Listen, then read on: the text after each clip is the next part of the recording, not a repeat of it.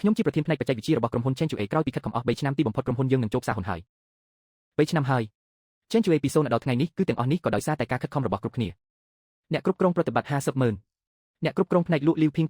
80,000ហើយរង្វាន់សម្រាប់អ្នកផ្សេងទៀតនឹងផ្ទេរចូលកាន់នេះភ្លាម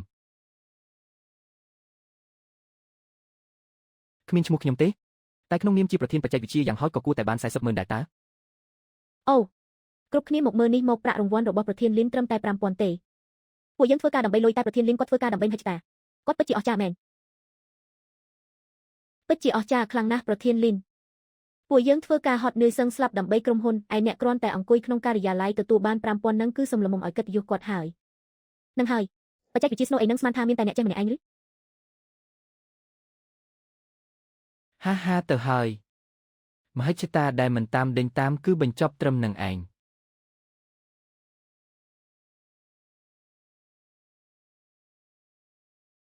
គិតចង់ឆ្មក់ក្បត់អញមែនទេកុំស្មានថាងាយស្រួលអញ្ចឹង Model Snow របស់ Change.a គឺនៅក្នុងដៃអញចាំមើលថាពួកឯងនឹងអាចទ្រាំបានប៉ុន្មានថ្ងៃទៀតម៉ាក់មានរំខានដល់ម៉ាក់អត់រំខានទេកូនពិធីជប់លៀងអបអសាទរក្រុមហ៊ុនសប្បាយទេសប្បាយណាស់ម៉ាក់កូនប្រុសសន្យាថានឹងឲ្យចំណែកភាគហ៊ុននិងប្រាក់កាសដល់កូនឥឡូវជោគជ័យហើយម៉ាក់ពិតជាត្រេកអរជំនួសកូនណាស់3ឆ្នាំមុនខ្ញុំបានលាលែងពីក្រុមហ៊ុនធំមួយដោយកាន់បច្ចេកវិទ្យា Snow និងសមត្ថភាពអភិវឌ្ឍមកជាមួយពេលនោះក្រុមហ៊ុនរបស់លោកចាងហឹងកំពុងជួបបញ្ហា Mother Lin Sui ខ្ញុំសូមអង្វរែងចុះ Change.a ខ្វះតែ Model Snow របស់ឯងនេះឯងបើគ្មានឯងទេក្រុមហ៊ុននឹងមិនអាចទៅរួចទេលោកចាងខ្ញុំត្រូវមើលថែឪពុកម្ដាយពួកគាត់សុខភាពមិនសូវល្អទេ Parent Lin Sui ពួកយើងអាចមើលថែខ្លួនឯងបានកូនទៅចុះកុំបារម្ភអី Mother បើឯងជួយដាក់បច្ចេកវិទ្យាចូលក្រុមហ៊ុនប្រកាសជានឹងរីកចម្រើនខ្លាំងមិនខាន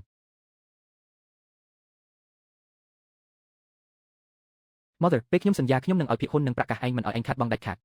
នឹងហើយខ្ញុំនឹងជួយលោកកូនលីនជើងឪពុកកូនឈឺទៀតហើយកាលពីប៉ុន្មានថ្ងៃមុនគាត់ឈឺខ្លាំងរហូតក្រោកពីគ្រែមិនរួចផងតែពីថ្ងៃនេះធូរវិញហើយកុំបារម្ភអីកូននៅឆ្ងាយត្រូវថែរក្សាសុខភាពផងណាចាសម៉ាក់ចាំខ្ញុំណាមួយរយៈទៀតខ្ញុំនឹងត្រឡប់ទៅមើលម៉ាក់មិនបាច់ទេកូនរវល់ធ្វើការទៅលីនស៊ុយកូនស្ដាប់ទៅសំឡេងកូនមិនសូវស្រួលទេតើមានអ្នកណាធ្វើបាបកូនមែនទេមានទេម៉ាក់ខ្ញុំសុខសប្បាយធម្មតាទេ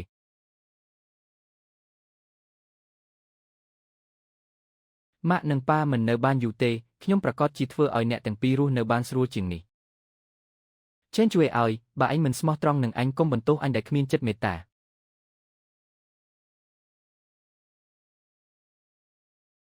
មកហើយហេ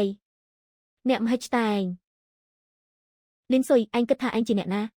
ហ៊ានមកលាលែងការងារចោលពួកយើងអញ្ចឹងហីឯងចង់លាលែងការងារនឹងមែនទេពូកែខាងនេះមែននឹងហើយខ្ញុំនឹងជួយលោកជីលោកនាយកលីនមកដល់ហើយនឹកឃើញចង់ទៅរកអ្នកគ្រប់គ្រងធនធានមនុស្សដើម្បីទារប្រាក់រង្វាន់មែនទេទៅរកគេក៏គ្មានប្រយោជន៍អីដែរប្រាក់រង្វាន់ហ្នឹងនាយកចាងគាត់ជាអ្នកកំណត់ដោយផ្ទាល់ជីនៅមានចិត្តចង់មានអ្នកទៀតនិយាយថាទៅគឺទៅមិនដឹងជានរណាឲ្យភាពក្លាហានឯងមកពីណាទេឥឡូវនាយកចាងគាត់មិនទាន់មកទេឯងត្រឡប់ទៅវិញសិនទៅគុំរកកន្លែងឈឺចាប់ឲ្យខ្លួនឯងអីមិនបាច់ទេមេធាវីរបស់ខ្ញុំបានផ្ញើលិខិតលាលែងការងារជាផ្លូវការទៅកាន់អ៊ីមែលរបស់ក្រុមហ៊ុនរួចហើយនីតិវិធីលាលែងគឺមានសុពលភាពភ្លាម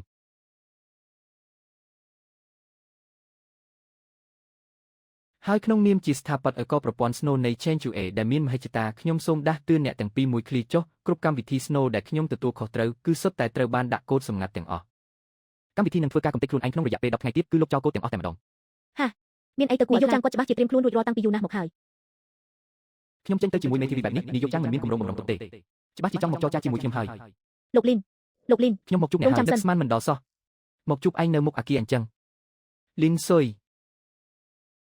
នេះគឺជាមេធាវីរបស់ខ្ញុំដែលនឹងធ្វើការចរចាជំនួសខ្ញុំលោកច្បាស់ជាលោកចាងប្រធានក្រុមហ៊ុនមែនទេត្រូវហើយលីនស៊ុយកុំយកច្រឡំអីទាំងអស់នេះជារឿងរបស់លីវភីងទេកម្មវិធីប្រាក់រង្វាន់ឆ្នាំនេះគឺខ្ញុំគ្រាន់តែជាអ្នកចុះហត្ថលេខាទេខ្ញុំពិតជាមិនដឹងរឿងអ្វីទាំងអស់យើងត្រឡប់ទៅពិភាក្សាគ្នាសាជាថ្មីម្ដងទៀតទៅលីវភីងអញមិនមែននិយាយថានាយកចាងគាត់ជាអ្នកកំណត់ដោយផ្ទាល់ទេហីទាំងអស់នេះគឺការយកច្រឡំទេលីនស៊ុយបើមិនអញ្ចឹងយើងទៅរកកាហ្វេអង្គុយនិយាយគ្នាម្ដងទៀតទៅលោកនាយកលីនខ្ញុំខុសហើយខ្ញុំមិនគួរណាទៅគៀបសង្កត់លោកទេលោកនាយកលីនខ្ញុំក៏ខុសដែរដែលមើលងាយលោកកន្លងមកខ្ញុំគិតថាអាចជែកគ្នាបានហើយខ្ញុំក៏អាចជួយសម្របសម្រួលបានដែរ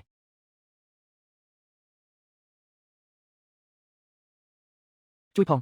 ខ្ញុំអាចបំបែកកូដសម្ងាត់របស់គាត់បានឯងមកធ្វើអីនៅទីនេះមិនមែនប្រាប់ឲ្យឯងសម្រាប់ទេហីម៉ាក់បានប្រាប់ខ្ញុំពីស្ថានភាពទាំងអស់ទើបខ្ញុំប្រញាប់មកទីនេះមិនក៏អាចឲ្យគេជិះជាន់យើងអញ្ចឹងបើដឹងថាឯងមកដល់ភ្លាមបែបនេះមិនបាច់មកឲ្យខាត់ពេលនិងខាត់កម្លាំងកាយកម្លាំងចិត្តទេ មើលចុះនេះជាក្មួយប្រុសរបស់ខ្ញុំចប់ពីសាកលវិទ្យាល័យ អាចទេផ្នែកកុំព្យូទ័រថ្នាក់ខ្ពស់ឈ្មោះវ៉ាងឈឺ គ្រាន់តែជាកូដកម្មវិធីសោះខ្ញុំចេះចប់ចេះគ្រប់ខ្ញុំជាអ្នកជំនាញកុំព្យូទ័រពីរឿងកំពេចកំប៉ុកខ្ញុំដោះស្រាយក្នុងរយៈពេលតែ1នាទីប៉ុណ្ណោះ នោះហើយហ៊ានធ្វើខ្លួនជាម្ចាស់ការម្លេះលោកម្ចាស់វ៉ាងចេញមុខហើយចាំមើលឯងហ៊ានប៉ុណ្ណាទៀត លីស៊ុយមិនដឹងខ្លួនខ្ពស់ទាបសោះខ្ញុំមានជំនួយការស្រីល្បីឈ្មោះពីបរទេសចាំមើលឯងយំយ៉ាងម៉េច ខ្ញុំថាឲ្យ5000នឹងច្រើនពេកហើយ ខ្ញុំជាអ្នកកំណត់ដោយផ្ទាល់ខ្ញុំចិត្តល្អណាស់ហាគួរឲ្យខ្ពើមណាស់លើកនេះដាច់ខាតត្រូវបែកគ្នាហើយបច្ចេកវិទ្យារបស់ខ្ញុំនៅដំណើរការធម្មតាទេលោកលីស្នប់ចិត្តចុះកំពុងដំណើរការហើយបើគេចម្លងរបំបែកវាគឺការរំលោភកម្មសិទ្ធិបញ្ញាហើយត្រូវការប្រកាសអាសន្នប្រាប់គេទេមិនបាច់ទេទុកឲ្យគេលេងសិនទៅហើយកម្មវិធីរបស់ខ្ញុំពួកវាគ្មានថ្ងៃបំបែកបានឡើយ បងប្អូនទាំងអស់គ្នាមើលចុះសាស្ត្រាចារ្យឲ្យផ្នែកកុំព្យូទ័រវ៉ាងឈឺថ្ងៃនេះនឹងធ្វើការបំបែកកូដសម្ងាត់របស់លីស៊ុយឲ្យយើងឃើញផ្ទាល់ភ្នែកហ្មង មើលឲ្យច្បាស់ទៅអាពួកកន្ទុយលេខបែបហ្នឹង3នាទីយ៉ាងច្រើនទេខ្ញុំនឹងធ្វើឲ្យវាខ្មាស់គេដាច់ចង្កល់មិនខានហេចង់បន្លាចអ្នកណាគេទៅដោះស្រាយបានមួយជាន់ហើយ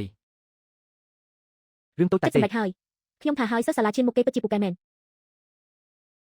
សាកសមជាក្មួយប្រុសខ្ញុំពិតមែន លោកនាយកចាំមើលផ្ដល់លុយ5000ឲ្យលោកលីចុះការសម្រេចចិត្តនេះត្រឹមត្រូវណាស់ពេលដែលបំបែកបានហើយពួកយើងក៏បានមុខមាត់ជាមួយគេដែរ មិនឲ្យខុសបំណងពួកឯងទេខំប្រឹងបំបែកទៅបើបំបែកបានខ្ញុំនឹងឲ្យរង្វាន់ធំគ្រប់គ្នាមើលឲ្យច្បាស់ណាស់ឱកាសខុសសល់តែម្ដងទៀតទេបើខុសម្ដងទៀតកម្មវិធីនឹងត្រូវលុបចោលដោយស្វ័យប្រវត្តិ លោកវ៉ាងឯងធ្វើឲ្យកុំព្យូទ័រខូចឬក៏ធ្វើឲ្យខ្លួនឯងខ្មាស់គេនឹងសាលាឬក៏សាលាបង្រៀនបើកបរនឹង នេះជាការដាក់កូដសម្ងាត់កម្រិតខ្ពស់ខ្ញុំបំបែកមិនបានទេខ្ញុំបំបែកមិនបានទេប៉ះអីក៏ងាប់អស់ហ្នឹងមីតបិទឡាយភ្លាមទៅអញមិនមែនជាអ្នកបញ្ចប់ការសិក្សាពីសាកលវិទ្យាល័យល្បីឈ្មោះទេកូលីស៊ុយហាអញពូកែពិតមែនប៉ុន្តែខ្ញុំនៅមានល្បិចផ្សេងទៀតមិនងាយនឹងបោះបង់ចោលទេគួរឲ្យភ្ញាក់ផ្អើលណាស់ទើបតែបានមួយថ្ងៃស៊ូវ៉ាន់បានបបួលខ្ញុំចេញមកក្រៅនាងគឺជាជំនួយការផ្នែកបុគ្គលិករបស់ក្រុមហ៊ុនស្នាមញញឹមរបស់នាងបានតាក់ទាញចិត្តខ្ញុំយ៉ាងខ្លាំងខ្ញុំតែងតែបង្ហាញក្តីស្រឡាញ់ចំពោះនាងប៉ុន្តែគួរឲ្យអាណិតដែលនាងមិនខ្វល់ខ្វាយពីខ្ញុំតតែសោះស៊ូវ៉ាន់នេះជាលើកទី1ហើយដែលបងបួលអូនចេញមកក្រៅតើអូនជួបប្រទះរឿងពិបាកអ្វីមែនទេ លីស៊ុយអូនដឹងថាពងឈឺចាប់ហើយប៉ុន្តែក្រុមហ៊ុនចិត្តនឹងឡើងតម្លៃទីផ្សារហើយតើបងអាចត្រឡប់ទៅជួយក្រុមហ៊ុនវិញបានទេយ៉ាងហោចណាស់បងក៏បានខិតខំប្រឹងប្រែងអស់ពីលទ្ធភាពដែរនៅទីនោះ ស៊ូវ៉ាន់បងតាមញ៉ែអូនយូរណាស់មកហើយមិននឹកស្មានថាការណាត់ជួបលើកដំបូងរបស់អូនគឺដើម្បីរឿងនេះសោះ បងយល់ច្រឡំអូនហើយកាលពីមុនដែលបងធ្វើការមិនលួសថ្ងៃមិនលួសយប់អូនស្មានថាបងគ្រាន់តែជាកូនឈ្នួលអត់ចេះដឹងខ្យល់អីសោះ ខ្លួនបងមួយថ្ងៃនេះបងគិតច្បាស់ហើយគឺអូនគ្រាន់តែចាត់ទុកបងដូចជាឆ្កែបម្រាប់ប៉ុណ្ណោះ មិនមែនទេចាប់តាំងពីបងចេញទៅបងដឹងទេថាអូនទល់ទន់ក្នុងចិត្តប៉ុណ្ណាលោកនាយកចាងនិយាយថាបើបងមិនព្រមយល់ព្រមទេការងារពួកយើងនឹងត្រូវបាត់បង់ហើយលោកនាយកចាងក៏នឹងសងសំណងដល់បងយ៉ាងសមរម្យដែរតែបើបងយល់ព្រមអូននឹងពិចារណាឡើងវិញពីទំនាក់ទំនងរបស់យើង ស៊ូវ៉ាន់តម្លៃរបស់បងមិនមែនយកមកដោះដូរដើម្បីការងារមួយនេះទេ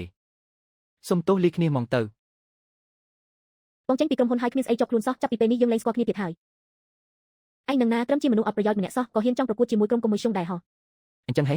ចាំមើលសិនទៅមិននឹកស្មានថាលោកចាងហ៊ានធ្វើបាបឪពុកម្ដាយខ្ញុំហើយថែមទាំងធ្វើឲ្យពួកគាត់បារម្ភទៀតប៉ាម៉ាក់ពួកម៉េចក៏មកទីនេះបាន ម្សិលមិញលោកចាងខលមកប្រាប់ថាកូនមានរឿងជាមួយក្រុមហ៊ុនហើយគេចង់ប្តឹងកូនទៀតផងកូនស៊ូតើសុកទុកយ៉ាងម៉េចទៅបានជាត្រូវជិះឡានមកទាំងព្រឹកបែបនេះ ម៉ាក់ប៉ាកូននេះអកុសលណាស់ដែលធ្វើឲ្យប៉ាម៉ាក់ព្រួយបារម្ភជារៀងរាល់ថ្ងៃ កូននិយាយថាកូនរស់នៅផ្ទះធំដុំណាស់តែមើលចុះពិតជាលំបាកវេទនាណាស់ហើយតើ មិនអីទេតើក៏ដើម្បីថ្ងៃមុខបានរស់នៅសុខសប្បាយដែរតើមានរឿងស្អីកើតឡើងកូនក ូនកុំបារម្ភអង្គុយសិនមក ពេលឡើងទីផ្សារគេចែកប្រាក់រង្វាន់ច្រើនណាស់អ្នកគ្រប់គ្រងផ្នែកប្រតិបត្តិការបាន50,000ហើយផ្នែកលក់បាន80,000 ចុះកូនវិញកូនជាអ្នកកាន់បច្ចេកវិទ្យាស្នូបានច្រើនជាងគេហើយមែនទេកូនស៊ូឲ្យបាន50,000ក៏មិនតិចដែរពួកយើងត្រូវចេះស្កប់ស្កល់ណា 5,000គេឲ្យកូនត្រឹម5,000ទេគ្នានៅក្នុងក្រុមហ៊ុននាំគ្នាចំអកឲ្យកូនថាធ្វើការដើម្បីក្តីស្រមៃអីហ្នឹង កូនស៊ូគេធ្វើបាបកូនពេកហើយ ប៉ាម៉ាក់កុំបារម្ភអីកូនមានវិធីដោះស្រាយហើយល្អ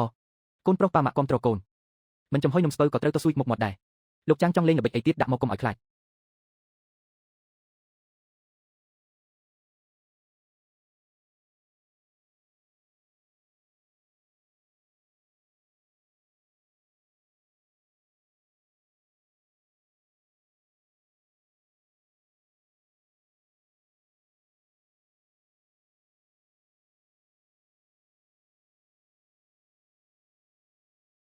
ដល់ពេលចាំបាច់ខ្ញុំនឹងនិយាយជាមួយគាត់ផ្ទាល់10ថ្ងៃនេះឯងកុំទៅញុះញង់លីស៊ុយឲ្យសោះកុំបង្ករឿងរាវអីវើយ បើមិនអញ្ចឹងទេដល់ពេលក្រុមហ៊ុនធ្លាក់ថ្លៃបរាជ័យអញត្រូវទទួលខុសត្រូវរឿងខាតបង់ទាំងអស់ហ្នឹង សំបីតែពាក្យហ៊ុននិកធំក៏គេប្រាប់ថាកុំឲ្យយើងទៅញ៉ៃញ៉ៃជាមួយលីស៊ុយដែរណាលោកប្រធានចាងបើពួកយើងខ្លាចចោលអាគ្រប់រឿងបែបហ្នឹងក្រុមហ៊ុនទាំងមូលមិនត្រូវគេបង្វិលច្រមុះដល់ទេកូ អញក៏គ្មានវិធីដែរចុះឯងមានវិធីអីហ៎ លោកប្រធានចាងនៅសល់ពេល10ថ្ងៃទៀតខ្ញុំស្គាល់ក្រុមបច្ចេកវិទ្យាខ្លាំងមួយប្រាប់ឲ្យពួកវាលួចចម្លងម៉ូឌូលមួយនោះទៅគឺពួកយើងលែងខ្វល់ពីលីស៊ុយទៀតហើយ បើឯងអាចធ្វើបានអញឲ្យរង្វាន់200,000 លោកប្រធានចាងខ្ញុំនឹងប្រញាប់ទៅចាត់ការឥឡូវនឹងហើយ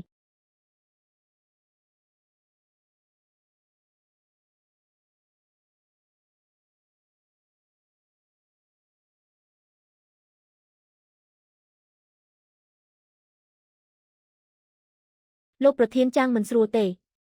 មិនក៏អីចឹងការចម្លងបរាជ័យហើយ រឿងចម្លងទុកសិនចុះម៉ូឌូលស្នូលរបស់ Chen 2 AI គឺថ្ងៃនេះវាត្រូវលុបដោយស្វ័យប្រវត្តិបាត់ហើយ ចប់ហើយគឺចប់ទាំងអស់គ្នាហើយ ហាសហា ឯងនៅមានមុខមកសាច់កាទៀតផ្លូវថយក្រោយរបស់ពួកយើងត្រូវដាច់ស្រឡះអស់ហើយគ្រោះថ្នាក់ធំហើយវើយ លោកប្រធានចាងខ្ញុំមានដំណឹងល្អចង់ប្រាប់តើ មានអីប្រញាប់និយាយមក ក្រុមការងារប្រាប់មកថាស្ដាយរបស់លីស៊ុយនឹងពួកគាត់ស្វែងយល់ច្បាស់អស់ហើយយ៉ាងច្រើនត្រឹម8ថ្ងៃទៀតនឹងអាចបង្កើតកំណែប្រើប្រាស់បានហើយ អុយសូសាឲ្យធ្វើឲ្យអញស្លាប់បាត់ស្មារតីអស់ហើយល្អណាស់សូសាចាំពេលចម្លងរួចរាល់ចាំមើលមុខអាលីស៊ុយនឹងវិហ៊ានយកអីមកគំរាមអញទៀត ឲ្យវាផ្ញើអ៊ីមែលទៅយ៉ាងហួសចុះឲ្យវារ៉េតផ្ញើទៅដល់ពេលនោះចាំខ្ញុំវាបកមុខវារួមគ្នាបងប្អូនទាំងអស់គ្នាខំប្រឹងឡើងបើធ្វើកិច្ចការនេះបានសម្រេចលោកប្រធានចាងនឹងមានរង្វាន់ធំជូន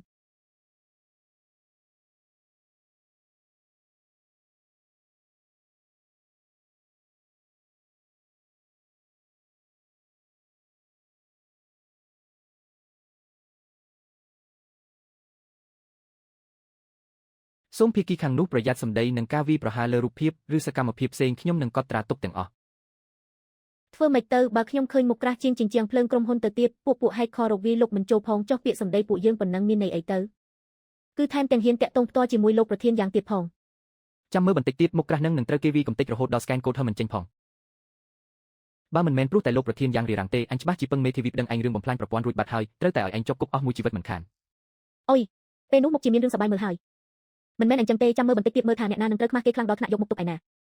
កូនក្តីរបស់ខ្ញុំមិនប្រកែកឡើយដូចជាពួកលោកទេមុនពេលលោកប្រធានយ៉ាងមកដល់កូនក្តីរបស់ខ្ញុំមិននិយាយអ្វីទាំងអស់ធ្វើពុតជាស្លាប់ក៏មិនអាចរួចខ្លួនដែរ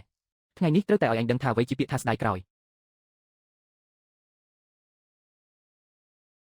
លោកប្រធានយ៉ាងមកដល់ហើយលោកប្រធានអញ្ជើញអង្គុយ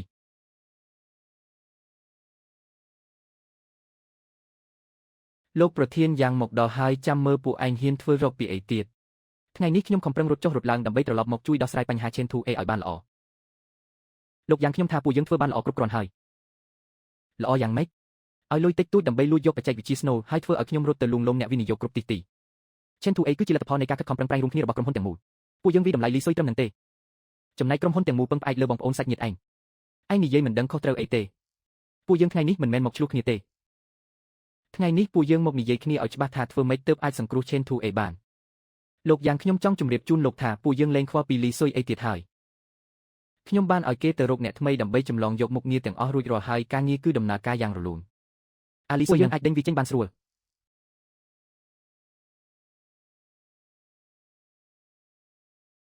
អញអត់ទ្រាំនឹងពួកឯងយូរណាស់មកហើយ Chen 2A ធ្វើឲ្យពួកមនុស្សវិមងដូចពួកឯងបំផ្លាញរហូតដល់គម្រោងត្រូវផ្អាកការដាក់លក់ក៏ត្រូវរំខានតើពួកឯងដឹងទេថាខាតបង់ប៉ុណ្ណាមិញឯងនិយាយថាអីគេចម្លងពួកឯងនៅហ៊ានគិតពីរឿងចម្លងទៀតកូពួកឯងមើលប៉ាតង់បច្ចេកវិទ្យានេះមើលប៉ាតង់បច្ចេកវិទ្យាមួយនេះគឺត្រូវបានចុះបញ្ជីរួចរាល់តាំងពីមុនពេលដែលខ្ញុំចូលរួមជាមួយ Chen 2A ទៅទៀតចាងហេងអញពិតជាលោកខ្លួនណាស់ដកហូតយកមុខងារ Snow របស់អញហើយនៅគិតចង់បោះខ្នុរលោកកូទៀត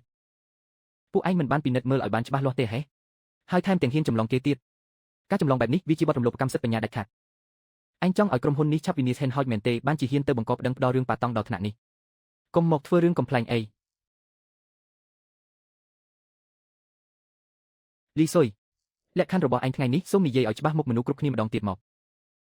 មានលក្ខខណ្ឌចំនួន3ទី1ចាងហេងត្រូវតែចេញមុខសុំទោសជាសាធារណៈចំពោះពិធីជប់លៀងនិងរាល់សកម្មភាពទាំងអស់កន្លងមកទី2ទាមទារឲ្យវាតម្លៃប្រាក់រង្វាន់ឡើងវិញ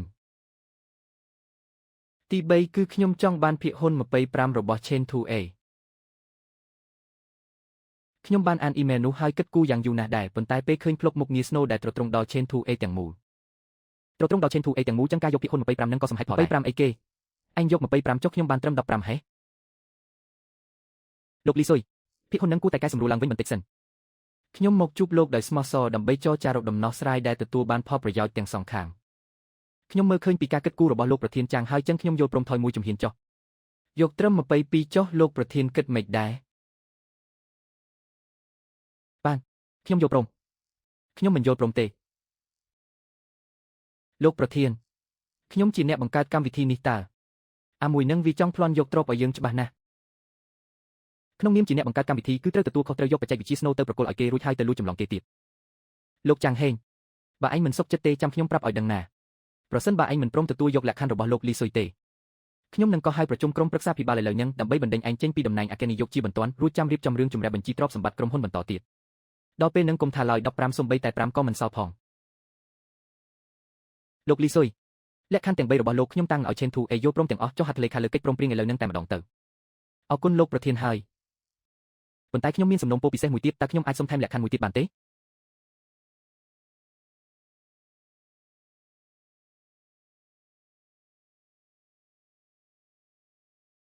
សាក់និយាយឲ្យស្ដាប់មើលពួកឯងចេះតែប្រើសម្ដីចំអកលលើយនិងប្រើល្បិចកញុះញង់គ្រប់បែបយ៉ាងដើម្បីមកបំផ្លាញផ្លូវចិត្តអញបែបហ្នឹងពេលដែលលោកចាងហេងមកជួបខ្ញុំដំបូងគឺខ្ញុំមានបំណងចង់ចរចាសម្របសម្រួលគ្នាឲ្យដាច់ស្រេចទៅហើយប៉ុន្តែដោយសារតែការញុះញង់និងការឌឺដងពីពួកស្រីនេះទើបធ្វើឲ្យរឿងរ៉ាវវាឈានដល់កម្រិតហ្នឹងលីស៊ុយកុំចេះតែនិយាយបង្កាច់បង្ខូចគេណាពួកយើងគ្រាន់តែពិភាក្សាគ្នាធម្មតាតើគ្រាន់តែឯងខ្លួនឯងជាមនុស្សកំសាកទុនជ្រាយរួចចេះតែបន្ទុកគេឃើញទេពួកយើងបានឃើញអស់ហើយមាត់ពូកែណាស់លោកប្រធានលក្ខខណ្ឌបន្ថែមរបស់ខ្ញុំគឺទីពីងនិងសងសាត្រូវតែលាលែងចេញពី Chain 2A ជាបន្ទាន់ប៉ុន្មានថ្ងៃនេះខ្ញុំបានស៊ើបដឹងហើយពួកនាងធ្វើរឿងខុសឆ្គងច្រើនណាស់ខ្ញុំយកព្រមតាមលក្ខខណ្ឌហ្នឹងលោកលីស៊ុយបានដាក់លក្ខខណ្ឌអស់ហើយឯងទាំងពីរនាក់ក៏បានលើហើយដែរថ្ងៃនេះត្រូវដោះស្រាយរឿងលាលែងឲ្យទាន់ពេលចំណែករឿងប្រាក់រង្វាន់បើពួកអ្នកឯងព្រមសង្វិញគឺចប់រឿងប៉ុន្តែបើមិនព្រមទេគឺចាំឲ្យខាងផ្នែកច្បាប់របស់ក្រុមហ៊ុនរកពួកអ្នកឯងមិនខានថែមទាំងពួកអ្នកឯងទាំងពីរនាក់គឺហាមដាច់ខាតមិនត្រូវបន្តការងារក្នុងវិស័យនេះក្នុងរយៈពេល2ឆ្នាំខាងមុខទៀតឡើយលោកប្រធានខ្ញុំរកក្រុមបច្ចេកវិទ្យាក៏ព្រោះតែចង់បានផលប្រយោជន៍ដល់ក្រុមហ៊ុនដែរតើសោះដល់ពេលដឹងរឿងគឺឯងជាអ្នកដើមមិនសោះហើយនៅហ៊ានមកនិយាយទៀតលោកប្រធានខ្ញុំគ្រាន់តែជាអ្នកមាត់អាក្រក់ទេមិនបានធ្វើបាបខ្លួនឯងដូចជាសង្សារនោះទេលោកប្រធាន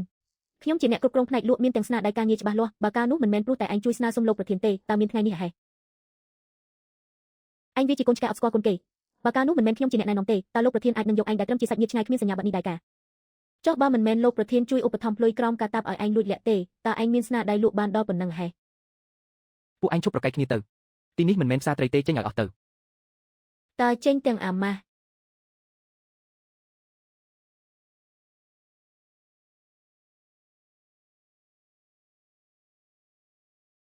មើលពួកសាច់ញាតិដែលឯងបានជ្រើសរើសចូលមកនេះចុះអញមើលទៅឯងចង់បណ្ដេញលោកលីស៊ុយចេញរួចយកកូនចៅក្រៅមកជំនួសមែនទេលោកចាងហេងឥឡូវនេះត្រូវសុំទោសជាសាធារណៈចំពោះមុខគ្រប់គ្នា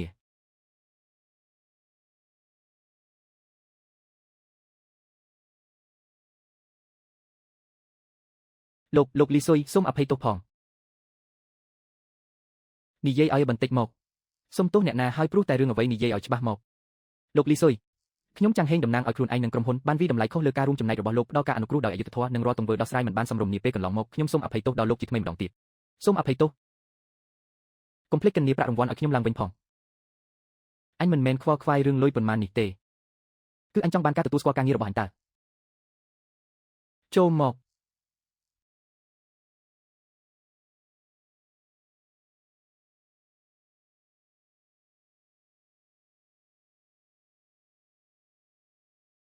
នាងស៊ូអានមកនៅទីនេះហ្វិចម៉េចលោកប្រធានយ៉ាងទៅមកពីប្រលានយន្តហោះហើយខាងនេះគាត់អត់បានយកជំនួយការមកទេបានជាមករកខ្ញុំជួយនឹងណាភាគហ៊ុន22ត្រូវបានផ្ទេរដោយក្រុមស្ថាបនិកលោកលីស៊ុយប្រគល់ម៉ូដូលនេះឲ្យឆិនធូបអៃឆេនជូអេលោកលីស៊ុយចុះហត្ថលេខាទៅភាគហ៊ុន22ហ្នឹងឯកសារគ្មានបញ្ហាទេឯកសារនេះគ្មានបញ្ហាទេ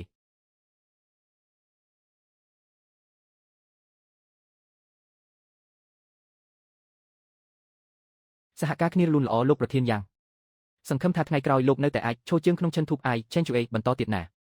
សូមទោសផងខ្ញុំចង់សម្រាប់បន្តិចសិនយកនេះឲ្យខាងបច្ចេកទេសទៅក្នុងនឹងមានឯកសារស្រាប់ធ្វើតាមការណែនាំលើនឹងទៅគឺអាចដោះស្រាយបានហើយលោកលីស៊ុយចាំបន្តិចសិនខ្ញុំយល់ព្រមនាងស៊ូអាននាងយល់ព្រមអីទៀតនឹងឯងយល់ព្រមមិនកើតខ្ញុំអត់យល់ព្រមទេឈប់តាក់ទងគ្នាទៀតទៅ ក្រុមហ៊ុនបានផ្ដល់ប្រាក់រង្វាន់1លានដូចជាកាដូដែលយឺតពេលមួយហើយក៏ជាពេលដែលខ្ញុំដោះស្រាយរឿងរ៉ាវគ្រប់យ៉ាងចប់សពគ្រប់ដែរ